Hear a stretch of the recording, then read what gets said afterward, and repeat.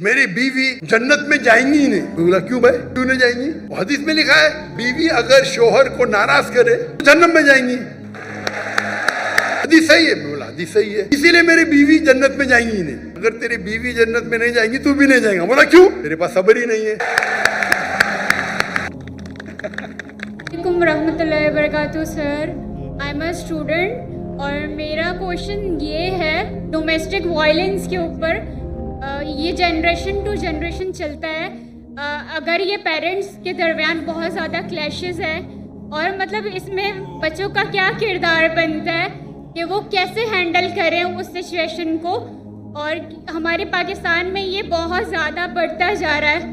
بہن کا سوال ہے کہ پاکستان میں ڈومیسٹک وائلنس کافی زیادہ ہے اور کل بھی کئی خواتین نے کہا, تو بچوں کا کیا اس میں رول ہے, کیا کردار ہے, ہمیں کیا کرنا چاہیے؟ ڈومیسٹک وائلنس کا معنی ہے کہ آپ چاہے اپنے فیملی میں آپ وائلنس کر رہے, مطلب مارا ماری کر رہے یا آپ پیٹ رہے, چاہے مارک چھوڑ رہے, چاہے اسٹیچز آ رہے, تو ڈومیسٹک وائلنس اسلام میں حرام ہے. There's a difference between domestic violence and difference between اپنے بچوں کو کوئی تھپڑ مارا تو ڈومیسٹک وائلنس نہیں بولیں گے, یو ایس اے میں بولیں گے I will call the police. وہ یو ایس اے میں, یہاں نہیں. اگر بچوں کو اپنے تھپڑ مارا ڈومیسٹک وائلنس نہیں بولتے تو لیکن آپ پیٹیں گے اس کو, آپ بیچ سے پیٹیں گے, کالا بلو بلیک کر لیں گے, تو یہ حرام ہے.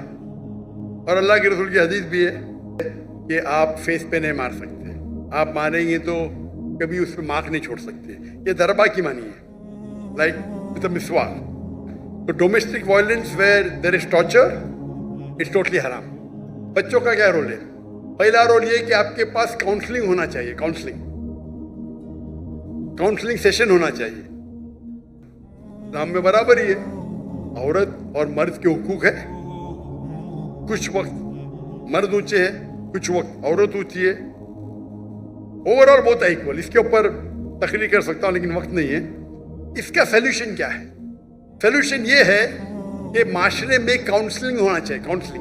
کاؤنسلنگ مطلب وہ لوگ جو فیملی کے میٹرز میں ڈیل کر سکے اور کاؤنسل کر سکے. پرابلم ہے آج کی تاریخ میں, آپ اگر ویسٹرن ورلڈ کا کاؤنسلنگ لیں گے تو پورے جو ٹریٹمنٹ ہے ویسٹرن ورلڈ کے آدھے تو حرام ہے. آپ وہ لیں گے جو خالی دین کے بارے میں پڑھا اور معاشرہ سائیکالوجی نہیں جانتا ہے تو وہ بھی پرابلم ہے. تو ڈائکوٹمی ہے, پرابلم ہے. ہمیں ایسے شخص کے پاس جانا چاہیے جو دین کو بھی جانتا ہے اور سائیکالوجی بھی جانتا ہے, میڈیکل سائنس بھی جانتا ہے. ایسے لوگ اگر کاؤنسلنگ کریں گے تو صحیح کریں گے. تو ہم ہمارے معاشرے میں ایسے لوگ کو تیار کرنا چاہیے. اور مجھے پتا ہے کہ میرے والد تھے سائیکیٹرسٹ, آپ کو پتا ہے وہ ڈاکٹر تھے لیکن سائیکیٹرسٹ تھے. وہ پہلے ہندوستان کے مسلم سائیکیٹرسٹ تھے جو پریسیڈنٹ بنے, پورے انڈیا کے سائیکیٹرسٹ کے پریسیڈنٹ. سائیکیٹرسٹ مطلب یہاں تو بولے سائیکیٹرسٹ پاگل ہے. اگر آپ سائیکیٹرسٹ کے پاس گئے انڈیا پاکستان میں تو آپ کے نام پہ تو پاگل پن کا لگ جائیں گا.